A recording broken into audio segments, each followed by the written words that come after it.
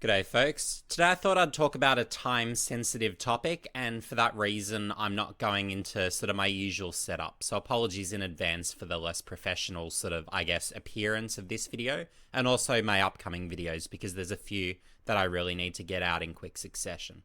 But today I'm going to be talking about PulseChain. So for anyone, whether you're a Hex holder, whether you've got positions in Shiba Inu, whether it's Floki, whether it's Pepe, any ERC20 tokens, so anything on Ethereum, any NFTs that are on Ethereum, guess what? When PulseChain launches, and Richard Hart is calling within the next week this is likely to happen, you'll be getting free copies on PulseChain. So for those that wish to get their free airdrop of copies on PulseChain, what you're going to need to do is any Ethereum related assets, so whether it's Ethereum itself, whether it's an ERC20, whether it's an NFT that is typically stored on Ethereum, basically all those assets you want to move from centralized exchanges onto either a hardware wallet or a software wallet if you wish to receive credit on PulseChain. And Richard does that very intentionally, so he's the founder of PulseChain. He does that because his perception, and I happen to agree with it, is that your funds are far safer if they're stored on either a hardware or software wallet. This way, you've got the keys, so it's officially your crypto. Whereas if you're storing funds on a centralized exchange, the risks are far greater because we've been seeing all these exchanges in the past couple of years going broke.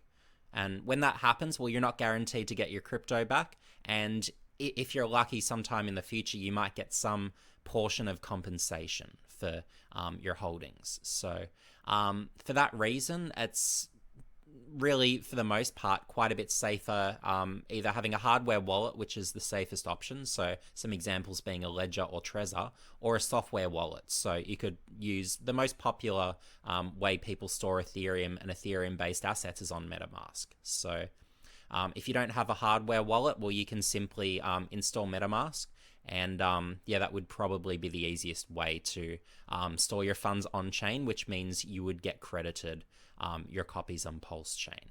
So other than moving your funds on chain, so in other words onto either a hardware or software wallet, the next thing that you can do before the launch of PulseChain is to try out the PulseChain testnet v4. So basically this is a good opportunity, and you don't have to use any of your own money. There's a faucet, which means that you can basically get free test pulse, and this allows you to basically conduct transactions on PulseX.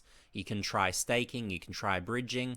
Basically, you've got an opportunity to get familiar with basically how PulseChain works, so that when PulseChain actually launches, you really sort of have that understanding of basically how to conduct yourself to take advantage of whatever situations you may find yourself in. So for the details, you can just basically, if you've got MetaMask, you would add these details into MetaMask, and this gives you the opportunity to basically try the testnet v4 on MetaMask. So the next point that I want to convey is that for the copies that you receive on PulseChain, there is no guarantee that the copies you receive on PulseChain will share the same value that is the case on Ethereum. So to take Zen as an example, and this is one I use for illustrative purposes, but I do actually plan in the future to create a video on Zen. So for the Ethereum version of Zen, so you can mint Zen on Ethereum, and you can also choose to market buy if you so choose. But basically we have a price in USD per Zen of, you've got 5 zeros and then you've got 2385.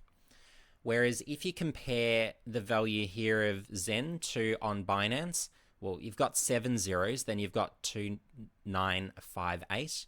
And then on Polygon, so you've got, again, your 7 zeros, then you've got 3363.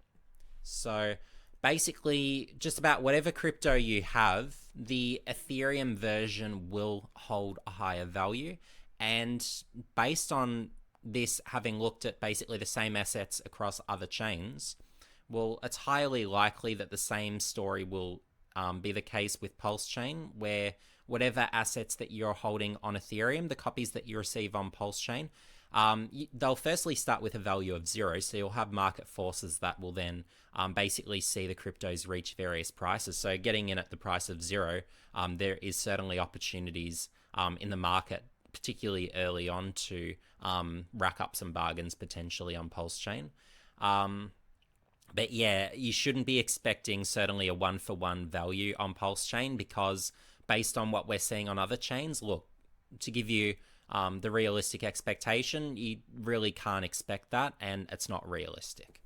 So if there is to be any assets that achieve parity or may even achieve higher valuations in the future than is the case on Ethereum, the one that most people would consider most likely is Hex. So those that are active on PulseChain, well, you'll probably be buying Pulse. Maybe you've got some PulseX, or they're probably the big two, but then you've also got Hex. So it is ranked, at least according to Coin Paprika, Hex is ranked as the 7th largest market cap cryptocurrency as we speak. And you can see here, if we look at the 24 hour, it's gone up in value by 31.52%. So why has that happened? Well, because Richard Hart made his announcement that basically PulseChain is on its way and coming soon.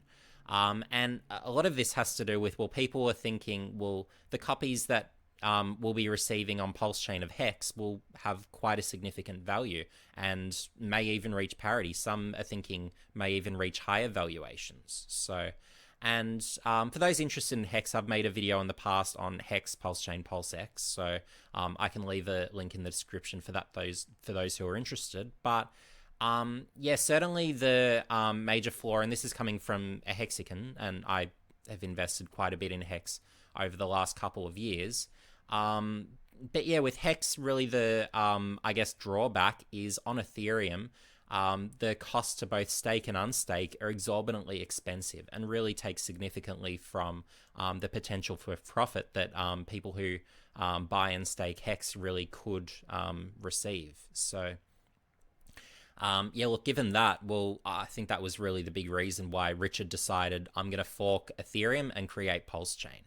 So with that in mind, and that really being a large part of his intent behind creating PulseChain, well, it's considered by most Hexicans and people who have really expressed an interest in getting a decent Pulse position that Hex has the scope to reach price parity or roughly with Ethereum.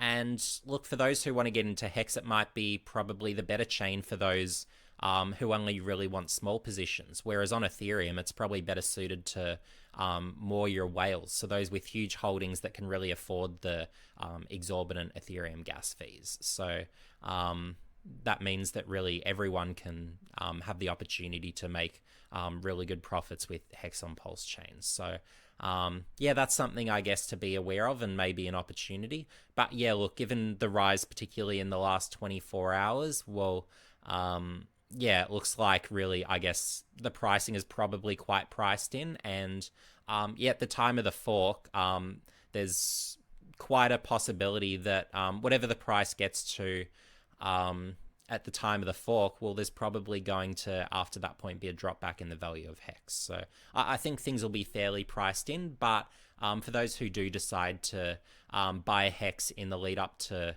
the launch of Pulse, well, the opportunity will be that Hex is likely to be a very liquid pair, if not the most liquid pair with Pulse on PulseChain, and you've got PulseX as well. So they'll be really the, I guess, big three that will be traded quite extensively. So yeah, for those that want to get a position in PulseChain and may not necessarily want to or might not feel comfortable bridging their assets across from Ethereum, well, Hex might be probably the easiest way for those people who want to build significant positions on PulseChain to do so if they weren't involved in the sacrifice, which, to put up my hand, I wasn't. So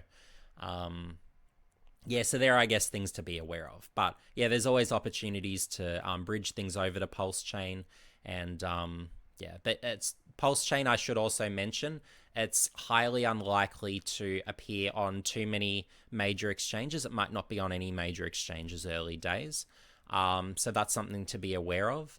But over time, it's quite probable, I would imagine, that it would find its way onto exchanges. Even Hex, which is on very few exchanges, there's a few smaller exchanges that do now have Hex. So I'm talking centralized exchanges. But yeah, when you get decentralized, when you start using your uni swaps or equivalents, well, then it's easy to flip whether it's your Ethereum or USDC into Hex. And then, yeah, so DeFi is really sort of, I guess, the easier way to get into a lot of these things, be it Hex, be it PulseChain. But yeah, for those who want to follow some of my thoughts and opinions, well, the best place to do that is on Twitter. So at DoryInvests. So I tweet quite often, whereas on YouTube, the amount of videos I make will be quite a bit more scarce. So Twitter will be the fastest place really to hear my opinions, because I can just really churn them out just at a click of the finger. Whereas on YouTube, I really need to make the time to sit down, make a video, which I don't always have. So that's something to be mindful of. So you've got here Richard Hart. So he's the founder of Hex, firstly, but then you've got PulseChain and PulseX, which will be launching hopefully in the coming days, fingers crossed. So yeah, make sure you follow him. I'd even suggest hit the notification bell for those who don't live on Twitter and aren't always necessarily checking Richard's page. He's the one who will be basically announcing, hey, PulseChain is out, and yeah, start transacting and what have you, and when the snapshots happened. But yeah, for those who want to get into crypto, well, the way to do that, or rather I should say into DeFi, and to get your funds onto or out of your centralized exchanges and onto either hardware or software wallets, well, probably the quickest way to get started is through a software wallet. So for those who just really want to go about things on a computer, well, the easiest one is MetaMask. So the website is metamask.io. Any other websites that aren't this, it's highly likely that you'll be getting some sort of scam version of MetaMask, where they make it look a lot like MetaMask, but basically when you transfer the funds onto there, they'll steal your funds. So please use the correct website, metamask.io. And then basically from there, it's a fairly easy setup process. So, and your funds will be safe and secure as long as you safely and securely keep your password and your seed phrase as well. So, and for those who don't really know how to go about it, well, there's lots of tutorials on YouTube. MetaMask is the most common of all the software wallets. So, yeah, there'll be tutorials that'll be able to take you through that. And for those who want to get involved on mobile and would prefer to go mobile rather than just do everything on computer, well, Internet Money Wallet is a really good one. So you can download the wallet. You've got the iOS, you've got the Android and the Chrome versions. This is a really quickly emerging wallet with great scope. And I might actually talk about the whole Internet Money ecosystem in a future video. But it's one that is rapidly ascending in my view, and it's really got quite good scope. So it's worth checking out as well. But yeah, certainly would be my personal preference if I was to conduct my transactions on whether it's Apple or whether it's on Android. It really doesn't matter. And if there's anyone that happens to be completely new to crypto, well, basically whatever you store on MetaMask, if you want to trade, let's say you buy Ethereum and you want to buy Hex, to use an example. Well, for a few websites, so you've got uniswap.org, all you do is hit launch app, and then you just basically put in whatever cryptos you want to swap. So you could buy something like Hex, you could buy Shiba Inu, you can buy whatever you want really. On here, assuming it's sort of part of the Ethereum ecosystem. Others that work exactly the same as Uniswap. Uniswap is just sort of the biggest and best known, but you've got 1inch.io, you've got Matcha XYZ, so matcha.xyz. So there are a few pretty decent options. So these are the correct websites here if you want to see them at home. And for those that don't have any crypto holdings and want to get a start, once PulseChain launches, you can get some free Pulse from freepulse.io. So this is a faucet which allows you to basically get some free cryptocurrency, and basically it's something that is done early days to basically, I guess, allow people to get a bit of a taste for being in the ecosystem. It gets a few more people involved in particular crypto ecosystems. So, and for all the holders, and particularly for the whales in something like, say, Pulse, well, basically by getting it in the hands of more people, there's more economic energy because the more people that have Pulse, the more trading that happens. So basically that's good for everyone and it's good for network adoptions. And before concluding this video, I thought I'd mention for anyone who wants to learn a bit more about Hex, PulseChain, and PulseX, I do a pretty detailed deep dive in this video here. So we've got the best kept secret in crypto.